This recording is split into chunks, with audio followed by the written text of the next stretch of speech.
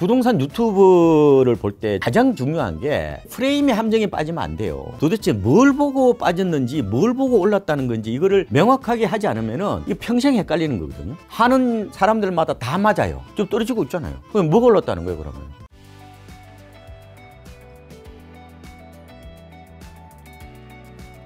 부동산 오늘에서 오후 5시에 따끈따끈한 통계 나왔다고 해서 데이터부터 여쭤보도록 할게요. 네, 그 데이터 어떻게 나왔나요? 아파트를 기준으로 보면은 생각보다 반등세가 좀 가파르다 이렇게 보시면 되고요. 근데 그 통계가 뭔 통계냐에 따라 또 달라요. 그래서 서울이냐 저는 지방이냐 이거 조작적 정의라고 그러거든요. 논문에서 얘기할 때는 이 주택 시장을 뭐로 볼 거냐에 따라서 천차만별이기 때문에 저는 일단 아파트를 중심으로 말씀을 드릴 거고요. 우리가 평론가가 아니란 말이에요. 실수요자 입장에서는 실제 거래된 가격을 가지고 얘기하는 게 좋아요. 물론 이게 특정 지역이 거래되고 거래량이 많지 않기 때문에 여러 가지 그런 편차라든지 오차가 있는 것은 맞지만 가장 중요한 것은 실거래가를 중심으로 보시는 게 낫다. 우리가 그렇게 신뢰를 하고 있는 미국의 KSN 지수도 다 실거래가거든요. 실거래가 기준으로 일단은 시장을 보시는 게 낫지 않을까 이렇게 보고요. 실거래가 부동산 원에 오늘 나왔는 데이터 아파트 실거래가로 보는 거죠. 통계가 한 달 보름 정도 늦어요. 오늘이 7월 17일이죠. 그러면은 이제 주말을 끼고 있었기 때문에 15일이 이제 넘어서 나온 거고요. 그러면은 한 달 보름 전이라고 말씀을 드렸으니까 5월 통계가 나오는 거죠. 그게 있고 또 하나는 뭐가 있냐면은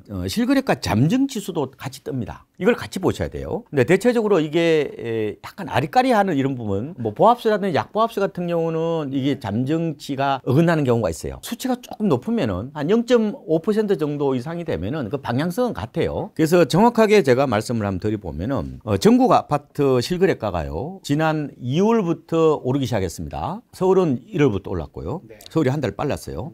근데 지금 5월까지 2.95%가 올랐어요. 그래서 한 3% 정도 올랐다 이렇게 보시면 되고 6월은 잠정지수라고 별도에게 표기가 됩니다. 그게 한 0.52% 정도 올라서 만약에 6월 잠정치까지 그냥 단순하게 더해보면은 올 들어서 지금 6월까지 한 3.47% 정도 올랐다. 이렇게 3.5% 정도 올랐다고 보시면 되고 그러면 수도권은 5월까지 5.26% 그리고 6월 잠정지수가 0.77이니까 6.03%까지 상반기에 올랐다 이렇게 보시면 되는 거고 지방은 지금 약간 반등세가 약해요. 제가 나중에 좀 말씀드리려고 그랬는데 이걸 이제 이중양극화라고 그래요. 이중양극화. 주택시장에서 아파트와 비아파트의 문제 그다음에 수도권과 어떻게 보면 지방의 이중양극화 양상이 나타나고 있기 때문에 그 부분은 좀 체크를 할 거고요. 어쨌든 지금 지방은 5월까지 0.65%가 올랐고 근데 6월도 그렇게 세진 않아요. 0.25% 정도 돼서 합쳐보니까 한 0.9% 정도가 돼요. 1%가 채 안 된다고 보면 되고 서울이 관점입니다. 서울이 지금 5월까지 7.75% 올랐어요. 그래서 6월도 생각보다 많이 올랐어요. 1.32% 올라서 지금 서울은 상반기에 실거래가가 9% 넘게 올랐다는 겁니다. 9.07%가 이렇게 단순 합쳐보면 올랐다 이렇게 보는 거고요. 이 실거래가가 저는 가장 중요하다고 말씀을 드렸는데 이 실거래가 외에 우리가 말하는 표본 통계도 있어요. 표본 통계는 뭐 그렇게 회복세가 이게 강하지는 않습니다. 일단은 우리가 이제 아파트를 기준으로 말씀을 드릴게요. 서울이 지금 5월도 오르고 6월도 오른 거예요. 그런데 두 달 연속 이제 표본 통계라 샘플 통계입니다, 이게. 그렇지만 이제 그동안에 1월부터 4월까지 까먹은 게 있잖아요. 그래서 지금 상반기에 하락률이 누계로 했을 때 한 3.74% 정도 떨어졌다. 수도권은 지금 6월에 처음으로 올랐습니다. 그런데 역시 상반기에 특히 5월까지 많이 까먹었으니까 마이너스 한 6.15% 하락했다. 전국적으로 보면은 여전히 지금 아파트도 6월에 마이너스입니다. 0.04% 하락을 해서 누계로 보니까 한 5.6% 정도 하락했다 이렇게 보시면 될 것 같고요. 아파트 외에 지금 비아파트도 들어가겠죠. 그러면 이걸 주택 종합이라고 이제 보통 표현을 합니다. 우리가 전국 주택 가격 하면은 보통 아파트, 연립주택, 다세대, 다가구 다 집어넣는 겁니다. 이거는 지금 뭐 아직까지 회복이 되려면 좀 멀었다. 6월도 마이너스다 이렇게 보시면 될 것 같고 제가 앞부분에 말씀을 드렸잖아요. 주로 우리나라에 지금 거래되는 것은 거의 아파트라고 보시면 돼요. 우리나라의 전체 주택 재고가 한 1,880만 채 정도가 되는데 이 중에서 아파트가 1,200만 채 정도가 됩니다. 한 63.5%가 아파트예요. 2021년 기준으로 보면은 아파트를 중심으로 말씀을 드려야 여러분들이 좀 체감을 하실 것 같은데, 만약에 다세대 다가구나 이런 빌라들을 집어넣어 버리면요, 상승률도 미미하고 오히려 또 일부 빠진 데도 있고 그래요. 왜냐하면 깡통 전세하고 전세 사기 문제가 심각하기 때문에 매매도 거래 안 되고 전세도 거래 안 된단 말이에요. 그러면 그걸 다 포함해서 얘기할 거냐, 아니면은 아파트만 갖고 얘기할 거냐에 따라서 이거는 너무 편차가 심하기 때문에 제가 먼저 전제로 대부분이 부동산 그러면은 아파트만 얘기를 한단 말이에요. 그죠? 근데 만약에 지금 부동산을 가지고 끌어오면요, 이거 딱 골치 아파요. 그러면은.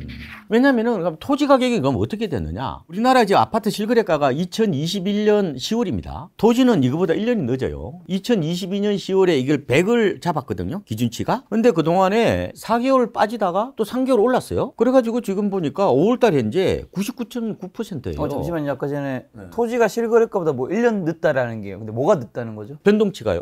하락을 1년 있다 했다고요. 맞아요. 2021년 10월은 이제 주택은 아파트가 최고점을 그때 찍고 고점이었고 내려가기 시작했고 토지는 1년 있다가 이제 최고점을 찍었다. 2022년 10월에 가서 고점을 찍었죠. 네. 그게 이제 4개월 빠지다가 또 3개월 올라가지고 어쨌든 2023년 5월 현재 보니까 99.9예요. 그러면 아마 다음 달 정도 되면 100을 넘을 것 같은데요. 토지는 원래의 가격을 회복했네요. 그렇죠. 그러면 뭐가 빠졌다는 거예요, 도대체?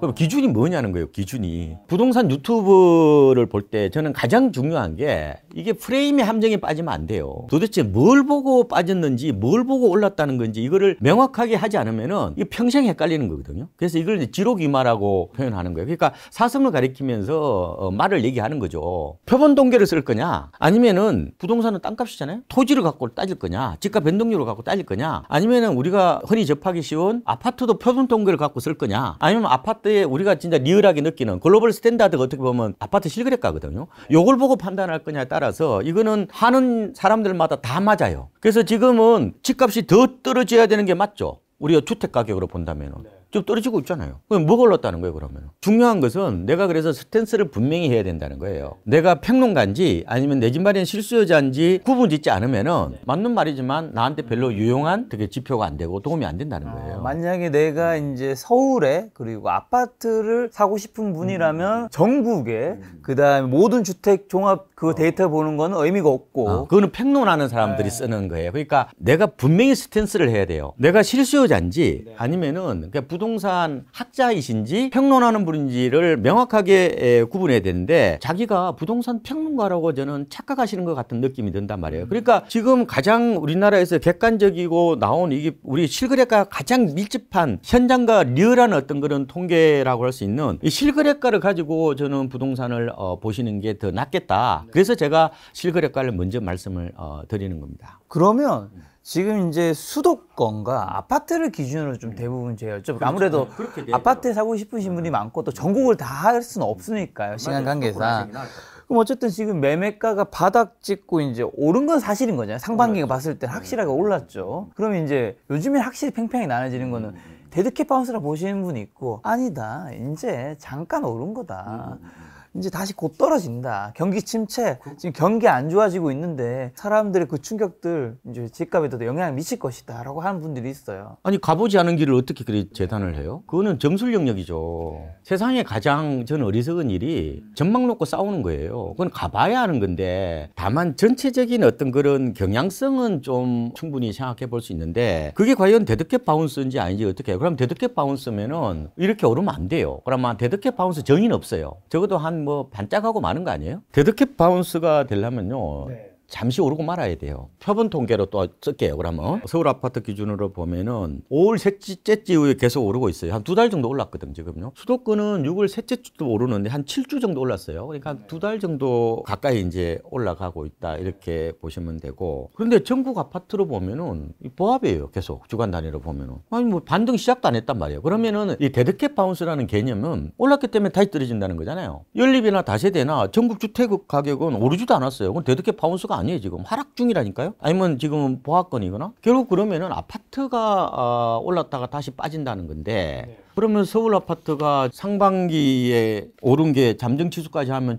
9%가 올랐고 수도권은 6% 올랐는데 이게 데드캡 바운스예요? 글쎄 이렇게 보시면 안 되고 낙폭 축소 정도로 보시는 게 훨씬 더 중립적인 얘기일 것 같아요. 기술적 반등이라고 해도 관계없고 데드캡 바운스라도 관계는 없는데 다만 지금 데드캡 바운스라고 얘기하기에는 좀 실거래가 기준으로 좀 제법 강한 반등세가 나타났다 이렇게 보시면 되고 뭐 충분히 뭐 지난번에 와서 말씀드린 것처럼 더블 딥이 나타날 수도 있는 거고 충분히 그럴 여러 가지 가능성은 충분히 열려져 있다. 하지만 지금까지 오른 건 오른다고 얘기를 해야 된다. 오른 것조차도 그게 오르지 않았다고 얘기하는 것은 그거는 세상을 보고 싶은 대로 보는 거고 오히려 그거는 분석이 아니라 각색이 되는 거예요. 그래서 명확하게 이 통계라고 하더라도 어쨌든 그거는 통계 쓰기 나름이라고 그랬잖아요. 그래서 저는 항상 여러분한테 실거래가 중심으로 보신다면은 당연히 이것은 단순하게 데드캡 바운스로 보기는 좀 그렇다. 왜냐하면 서울은 벌써 1월부터 1, 2, 3, 4, 5, 6월까지 올랐잖아요. 그러면 수도권은 5개월 오른 거잖아요, 따지고 보면. 근데 어떻게 데드캡 바운스예요? 가장 중요한 게 뭐냐면은 방향을 정해놓고 얘기하는 사람은 저는 좀 경계를 해야 된다고 봐요. 이렇게 될 수도 있고 저렇게 될 수 있는 거고 미래는 우리가 만들어가는 건데 너무 곧바로 빠질 거다. 글쎄. 그거는 내가 빠지고 싶은 거하고 시장이 빠지는 거는 다른 얘기잖아요. 주택시장의 가장 큰 주의해야 될 건 뭐냐면은 집값은 네티즌들이 결정하는 게 아니에요. 구매력을 갖고 있는 유효 수요가 결정하는 거예요. 일단 구매력이 있어야 돼요. 돈이 있어야 돼요. 시장에 참여하려면 일단은 돈이 있어야 되고 그리고 그걸 이제 디맨드라고도 표현하는데 좀 디테일하게 보면은 그게 유효 수요라고 그러거든요. 근데 그 사람들이 결국 집값을 결정하기 때문에 댓글이 집값을 결정하는 게 아니에요. 그래서 명확하게 구매력과 유효 수요를 같이 보고 부동산 흐름을 봐야 되지 집값이 빠졌으면 좋겠다. 빠져야 된다는 어떤 그런 당위론 가지고 부동산을 보면 안 되고요. 당위적 사고라고 그러거든요. 또 하나는 이제 소망적 사고라는데 그 20분 띵킹이라고 그래가지고 집값이 올랐으면 좋겠다 하는 그런 기대치를 갖고 부동산을 보면 안 되죠. 있는 그대로 보는 게 어떻게 하면 균형추를 가지고 볼 거냐, 객관적으로 볼 거냐, 있는 그대로 볼 거냐 하는 나름대로 지혜의 눈이 저는 지금 필요하지 않을까 이렇게 보고 있는 겁니다. 지금 집값이 또 오르다 보니까 어떤 이제 무주택자분들 지금이라도 집 사야 하는 거 아닌가 이렇게 생각하시는 분도 계실 거고 또 어떤 분들은 하락 생각하시니까 아니야 좀 기다렸다가 사야 된다 뭐 30분 지금 집 사기 애매할걸요. 네. 지금은 또 오르긴 했으니까요. 너무 많이 올라가지고 바닥에서 너무 많이 올랐어요. 약간 계륵 같은 양상이다 이렇게 말씀을 드리고 싶은데 지금 이 단계에서 과연 내 집 마련이 필수인가? 이때는 이제 투자 목적을 겸한 형태의 내 집 마련을 말하는 거예요. 이건 하우스를 산다는 거예요. 홈이 아니라. 이런 경우는 저는 아리까리한 것 같은데요. 지금. 왜냐면 많이 오른 데는 바닥에서 한 20% 정도 올라버렸어요. 근데 지금 와가지고 그러면 집을 산다? 그러면은 재테크라는 생각을 안 하셔야 되죠. 아니면 내가 절박해야 돼요. 투자보다 필요가 우선이거든요. 그러면 내가 절박해서 절실해서 집을 사시는 거는 그걸 언제 사시든 관계없어요, 그거는. 그런데 내가 투자라는 목적으로 접근하면은 지금 집 사기가 애매한 거예요. 좀 더 출렁거릴 때까지 기다리든지 아니면은 분양을 받든지 분양도 지금 분양가가 너무 비싸가지고 주변 시세보다 한 10% 정도 싸야 되고요. 그래서 그런 여러 가지를 보고 판단해야 되는데 어쨌든 지금은 약간 계륵 같은 어떤 그런 느낌이 적지 않으니까 자꾸 타이밍을 재지 말고 고점 대비 가격 메리트를 보고 판단하셔야 되는 거지 지금은 타이밍을 재기는 아리까리한데요. 왜냐면은 사람들이 이제 시장을 볼 때 타이밍과 프라이스를 동시에 이제 보라고 제가 말씀을 많이 드렸는데 지금은 타이밍 재기 애매하죠. 왜냐면은 그동안에 미국발로 고금리 쇼크로 주택시장이 쑥대밭이 됐잖아요. 제가 봤을 때 작년 12월부터 올 한 4월 정도까지 기간이었다고 말해요. 이게 백화점 세일 기간이었거든요. 이게 지났어요, 지금. 지나서 지금 사기가 애매한 어떤 그런 상황이라서 고금리가 더 이상 시장을 뒤집어 놓을 정도의 변수는 아니거든요. 이거는 이미 예측이 가능해요. 그렇죠. 박스권에 들어왔기 때문에 이거는 고정 변수에 더 가깝다고 보는 거예요. 근데 태풍이 불어올 때 누가 밖에 나가서 일을 해요? 당연히 지하실에 숨어 있어야 되죠. 근데 지금 태풍이 뭐 더 세게 불어오지 않을 거라고 본다면은 지금 언제 집을 살까가 문제가 아니라 손품, 다리품 팔아가지고 고점 대비 2021년 10월이 고점이라고 그랬잖아요. 그때 대비해서 가격이 어느 정도 싼지 이걸 보고 판단해야 되지. 타이밍을 재는 것은 제가 보면은 그거는요, 게으른 사람이 재는 거예요. 부지런한 사람은 타이밍을 재지 않습니다. 올 연말에 바닥이 오니까 그때까지 기다리겠다고 얘기를 하더라고요. 그런데 그때 바닥이 올지 안 올지 어떻게 알아요, 그거를. 경제평론가들의 어떤 유튜브를 너무 많이 들어서 그런 거야. 시장은 나보다 똑똑하단 말이에요. 그리고 시장은 지금은 이 광속의 시대예요. 그래서 생각보다 너무 빠르게 움직이는 모습이라서 과거 통계를 가지고 분석하는 순간 이게 구버전이 되는 거예요. 혹시요 이렇게 보셔야 돼요, 여러분들이. 시장은 저 지금 300m 달아나고 있는데 나는 지금 300m 뒤에 자료 가지고 지금 집값이 거품이니 아니니 집값이 살 때니 안 살 때니 이렇게 지금 재단하고 있는 게 아닌지 모르겠다고요. 그러니까 너무 통계 가지고 내 집 마련의 어떤 적기를 타이밍을 재면은 잘 안 맞습니다. 그거는 부동산 평론하시는 분들은 그게 쓰기 좋아요. 장기 시계열은 큰 흐름을 보는 게 좋거든요. 그런데 이게 단기적으로 대응하기에는 통계는 너무 늦어요. 그래서 어떻게 하면은 이 장바닥 시세와 근접한 데이터를 가지고 내가 의사결정을 할 거냐, 그게 저는 중요하다고 보는 거예요. 가장 중요한 거는 2층가구 이상 대단지가 랜드마크가 가장 좋고요. 부동산은 아파트 실거래가 그 통계하고 KB선도 50지수도 좋아요. 그것도 랜드마크 아파트 이른바 시가총액이 많은 50개를 모아놓은 거니까요. 그 나머지는 그냥 표본 통계 샘플통을 그냥 보시더라도 제 생각에는 내 집 마련 하실 분들은 일반적으로 나오는 우리가 볼 수 있는 가격이나 지표라면은 2층 가구 이상 대단지가 가장 좋고, 그 다음에 아파트 실거래가, 그 다음에 KB선도 50주수 요 정도,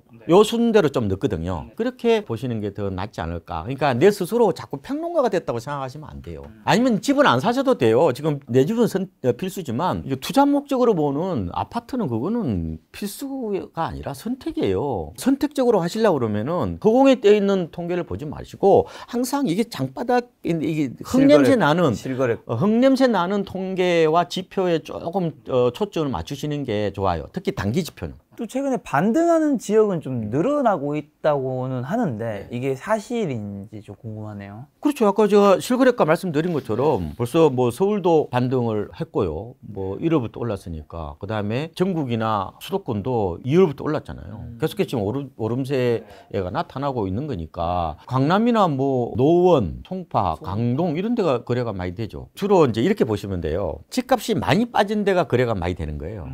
이게 요번에 송파 많이 빠졌었죠. 그렇죠. 요번에 보면은 서울 아파트 중에서 거래가 가장 많았던 데가 지난 5월까지만 하더라도 주로 노원, 강동, 송파였어요. 그러니까 주로 강동하고 노원은 이른바 MZ세대들의 갭 투자 성지였죠. 그게 악몽이 된 겁니다. 그게 가장 하락폭이 심했거든요. 그다음에 이제 송파는 과거에도 보면은 강남에 약간 부도심 같은 느낌이 있어요. 그러다 보니까 변동성이 커요. 과거에도 보면 뭐 그런 경향이 있고, 최근에 이제 강남이 거래가 좀 되는 것은 제 생각에는 15억 초과 아파트 담보대출 금지가 해제되고 일부 재건축 뭐 규제 완화 기대감, 그리고 이제 그런 약간 주택시장의 선발대라는 어떤 그런 특성, 그리고 일부 자산가들이 이제 코로나 위기에 좀 덜 타격을 받았잖아요. 뭐 그런 여러 가지 영향이 좀 겹쳐서 지금은 보니까 거래량이 좀 많은데 강남, 노원, 송파, 강동 요 정도로 보시면 될 것 같고, 수도권도 보면은 뭐 역시 이 거래가 보면은 낙폭이 깊었던데 뭐 가령 뭐 송도, 그다음에 뭐 인덕원,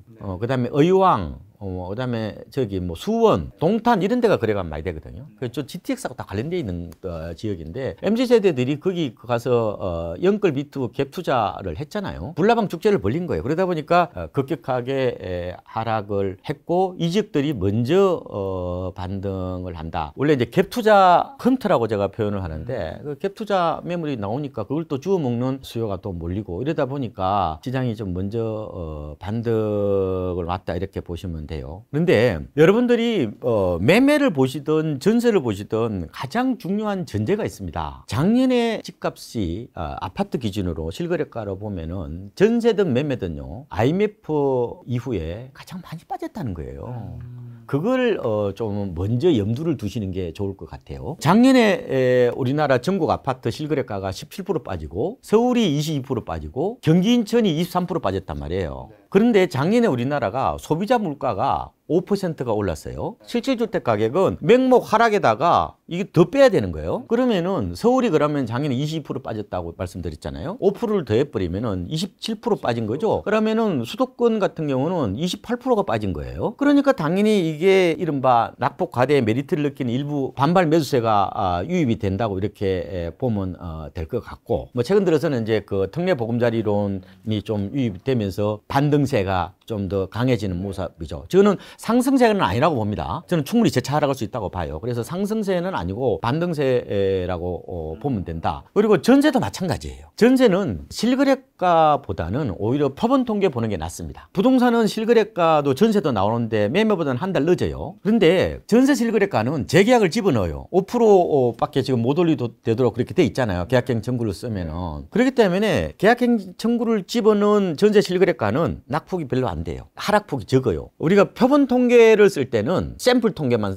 쓰기 때문에 신규 계약만 따집니다. 근데 실거래가, 전세 실거래가는요, 이 재계약을 집어넣어요. 서울 기준으로 말씀을 드릴게요. 작년에 아파트 1년 동안에 표본 통계로 아파트 매매 가격은 7.7% 빠졌어요. 전세는 10% 빠졌습니다. 같은 이 실거래가로 따져보면요, 아파트 서울 전세가 한 6% 정도 빠졌어요. 제가 표본 통계 10% 빠졌다고 그랬죠. 왜냐하면 계약갱 청구가 들어가니까 그래요. 그런데 보세요. 그러면은 제가 전세 실거래가는 믿을 게 못 된다고 그랬죠. 작년에 그러면 서울 아파트가 표본 통계로 매매 가격은 7.7, 전세는 10% 빠졌다고 그랬잖아요. 근데 매매가 작년에 제가 서울이 몇 프로 빠졌다고 그랬어요? 20% 빠졌다고 그랬죠. 네. 그러면은 전세는 얼마 정도 빠질 것 같아요? 마이너스 한 26에서 한 27% 정도 되겠죠, 대충. 그러니까 지금 역전세에도 불구하고 전세값이 올라가는 거예요. 너무 많이 빠지다 보니까. 지금 부동산 시장을 보실 때 반드시 보셔야 될 게, 작년에 집값이, 아파트값이 실거래가로 거의 IMF 이후에 가장 낙폭이 심했다는 걸 연두에 두면은 지금이 반등세도 이해가 되고요. 그 다음에 이런 어떻게 보면 역전세 때문에 이제 난리가 났다라고 이런 와중에도 불구하고 아파트 전세가 기준으로는 계속 올라가고 있는, 이런 서울 기준으로 올라가고 있는 것을 이렇게 해석을 해요. 그러니까 반드시 여러분들이 머리에다가 작년에 집값이 거의 급락이 왔다는 염두에 두고 부동산 시장을 보시면은 조금 보이는 거죠. 그래서 제가 하반기 때 약간 지금은 저는 소강 국면을 본다고 말씀드렸잖아요. 그거하고도 맞물려 있는 겁니다. 이미 싼 게 많이 팔렸기 때문에 지금은 실수요자들도 사기가 조금은 아리까리한 어떤 그런 측면도 있을 거라서 저는 이게 갑자기 하락으로 저는 보지는 않고 그냥 소강 정도로 보는 게 낫지 않을까, 이렇게 보는 거죠. 올해 하반기는 뭐 상반기처럼의 상승으로 보시진 않고, 상반기에는 반등이 실거래가를 보면은 상반기만큼 그렇게 강한 반등세를 보이기는 힘들지 않을까, 이렇게. 하락하긴 또 힘들 것 같고 그냥 보합 정도. 근데 이제 변수가 있죠.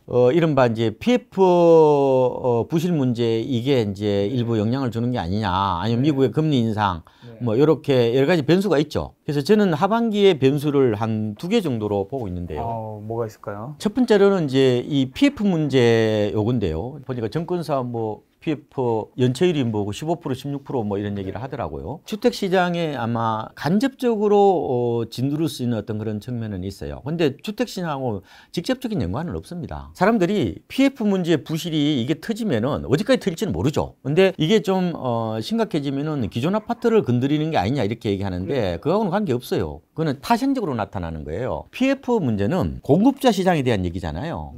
그러니까 우리 주택 시장은 이게 있어요. 이른바 공급자 시장인 분양 시장이 있는 거고, 또 하나는 소비자 시장인 일반 재고 시장이 있는 거예요. 그러니까 PF 문제가 이게 이제 돈맥 경화라고 그러잖아요. 이게 터지면은 뭐 시행사라든지 건설업체들은 위험하겠죠. 그리고 돈을 빌려준 저축은행이나 새마을금고 이런 데도 위험하겠지만, 이게 만약에 기존 주택 시장까지 건드리려면요, 시행사나 건설회사에서 대량 실업이 나타나야 돼요. 그로 파생돼서 금리가 급등을 해야 돼요. 근데 단순하게 PF 문제하고 이 소비자들이 참여하는 이 재고 시장하고 연결은 바로 연결이 안 되고요. 한 달에 걸쳤다고 오는 어떤 그런 문제라고 보시면 되고, 그래서 PF 문제가 어떻게 될지는 가봐야 알죠. 이것도 뭐 9월이 이기다 이런 얘기를 하는데, 저는 정부가 충분히 이런 대응책을 마련할 거고, 다만 집값을 약간 뭐 약보합세로 떨어뜨리거나 하락세로 일부 떨어뜨릴 수 있을지는 모르지만 급락을 시키는 그런 요인은 아니지 않느냐. 그거를 바로 이렇게 PF 부실 문제하고 기존 주택 가격하고 연결시키는 것은 이건 단순 도식의 함정이에요. 이게 너무 이 시장을 너무 약간 억지로 연결하는 것 같은 그런 느낌이 있죠. 그냥 어쨌든 PF 문제가 부상이 되면 좀 조마조마한 것은 맞아요. 그런데 기존 주택 시장을 건드리기보다는 분양 시장을 건드린다, 이렇게 보시면 될 것 같고. 근데 분양 시장이 건드려지면 기존 주택 시장도 영향을 받지 않나요? 그게 파생적으로 나타나는 거예요. 그래서 파생적으로 얘기하죠. 기존 주택 시장이 분양을 안 하는 거하고 그럼 매매 시장은 무슨 관계 있어요, 그게? 물론 그게 수급 불균형에 의해서 집값이 올라간다, 뭐 그 얘기는 그것도 역시 너무 앞서가는 거고, 그건 2, 3년 뒤의 얘기잖아요. 지금으로 보면은 어쨌든 제가 그랬잖아요. 전반적으로 이게 위기가 와야 돼요, 그러면. 경제 위기가 와야 된다니까, 부실 문제 때문에. 그러면 주식도 투자하시면 안 돼. 주식은 왜 투자해 그러면? 어쨌든 하나가 이제 PF 문제. 이게 연결돼서 나타나는 거라고 보시면 다른 될 하나는 것 뭔가요? 같고. 그다음에 역전세난이 좀 이슈이긴 하죠. 그러니까요. 역전세난은 근데 생각보다 그렇게 크지 않을까요? 크진 않을 것 같아요. 올해 하반기부터 뭐 역전세 이거 심해질 것이다. 역전세난은 심해지는데 전세 가격이 떨어지는 거랑은 다른 얘기라고요. 전세 가격하고 역전세난은 분리해야 된다고 말씀드렸잖아요. 그러니까 무슨 얘기냐면은 제가 이제 실거래가 고점 계약을 제가 다 따져봤어요. 보니까 고점 계약이요. 2021년 하반기예요. 그러니까 그게 2년 되니까 올 하반기로 돌아온 거죠. 그거부터 한 2022년 상반기까지예요. 그러니까 내년 아마 상반기까지는 역전세난이 아마 계속될 겁니다. 그리고 고점 계약을 보니까 대부분이 언제냐면은 2021년 가을이에요. 4분기. 그러니까 올 4분기가 역전세난의 피크일 가능성이 높아요. 그러니까 집주인들이 이제 차이가 너무 나니까 돈을 못 내주는 거죠. 근데 그거하고 전세 가격 떨어지는 거는 다른 얘기라고요. 왜냐? 전세 가격은 신규 통계만 갖고 따지는 거예요. 작년에 제가 서울 기준으로 보면은 제가 매매가 22% 실거래가 아파트가 빠졌으니까 이거 한 26에서 한 27% 정도 빠졌다면 이미 다 빠진 거예요. 그래서 아파트 전세 실거래가를 보면요. 대부분이 이것도 이제 재계약이 포함되긴 하지만 거의 보면은 서울도 한 1, 2월이 바닥이에요. 그래서 약간 저 실거래가 오르고 있다니까요. 그러니까 우리가 헷갈리는 게 제가 말씀 자꾸 드리잖아. 작년에 전세 가격이 매매보다 더 폭락이 왔고 대부분이 거의 고점 대비해서 많이 떨어진 데는 50%까지 떨어진 데도 있단 말이에요. 이미 많이 폭락이 왔어요. 많이 반영됐다 이미. 이미 그게 실거래가가 반영됐다니까요. 근데 이제 지금 그걸 통계로 보면은 집주인들은 고달프고 힘들겠죠. 지금 돈 내주려고 그러면은. 그렇지만 통계는 다른 얘기란 말이에요, 이거는. 그때 이미 작년 연말에 대폭락이 와가지고 지금 그때 바닥에서 지금 조금 올라가고 있는 이런 와중이라서 역전세난으로 주택시장이 굉장히 어떻게 보면 하나의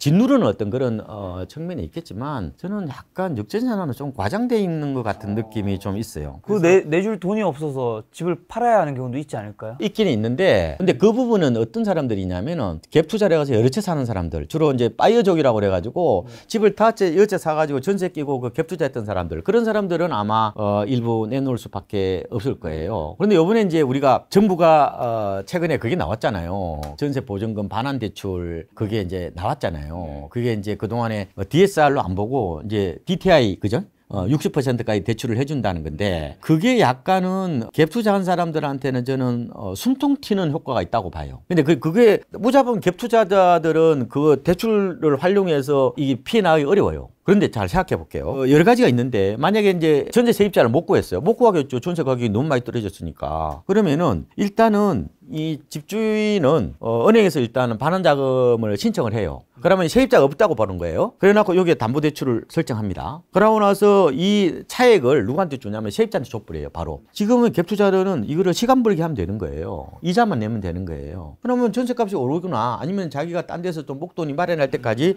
기다리겠죠. 그러니까 그런 어떻게 보면은 이게 한시적인 거지만 갭투자자들이 적어도 한 채 정도 있는 경우는 이게 콘으로 몰리기보다는 버틸 수 있도록 약간 시간 벌기용 약간 대출이 이번에 허용이 됐단 말이에요. 그래서 전세 가격이 서서히 좀 올라가고 있잖아요, 지금. 흐름에 따라 좀 다를 수는 있겠지만 만기가 왔는데 세입자를 이제 내보내기 위해서 더 전세를 싸게 내놓거나 아니면 집을 던질 수도 있는데 그 퍼센트지가 과연 몇 퍼센트 되겠느냐. 오히려요, 계약갱 청구 썼던 세입자가 중도에 돈을 뺀 사람도 많단 말이에요. 왜냐하면 계약갱 청구권이 우리가 보통 2020년 7월부터 도입이 됐잖아요, 그죠? 그럼 2021년 12월에 내가 그러면 계약갱 청구를 썼어요. 5% 올려줬단 말이에요. 그러면 집주인들은 어떻게 생각하냐면은 올 연말에 2년 되니까 올 연말에 돈 내주면 된다고 생각하는데 그게 않습니다, 이거는.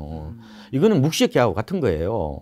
내가 나가겠다 그러면 집주인은 3개월 안에 돈 빼줘야 돼요. 안 빼주면요, 이게 소송 들어갑니다. 그러니까 이게 어떻게 보면은 이 계약갱 청구권 행사는 집주인 입장에서는 이 3개월짜리 약소금 어떻게 독촉장하고 비슷한 거예요. 요번에요, 미리요, 돈 빼가지고 돈 달라고 빼가지고 집 사는 사람도 제법 있단 말이에요. 그래서 물론 제가 이 역전세난이 주택시장을 짓누르고 있는 것도 맞고 엄청나게 어떻게 보면은 집주인한테는 고비겠지만 일부 선반영된 것도 있고요. 반월세를 제외해가지고 빠져나간 사람도 있고, 나머지 뭐 좀 돈을 빌린 사람도 있긴 있는데, 우리가 역전세 난이라고 그러면은 단순히 집주인이 돈을 돌려주지 못하는 것뿐만 아니라 전세값도 급락해야 역전세 대란이잖아요. 전세 가격은 별로 안 빠질 것 같은데 이미 장인은 워낙 많이 빠져가지고, 그래서 그거는 실제로 한번 현장에 가보시거나 아니면은 뭐 통계를 보시도록 지금 아파트 전세 가격은 올라가고 있잖아요. 그렇게 보시는, 그러니까 그 분리해서 보셔야 돼. 그 역시 작년에 전세값이 대폭락이 왔다는 걸 염두에 두시면은 조금은 그걸 두 개를 분리할 수 있지 않을까 이렇게 보는 겁니다.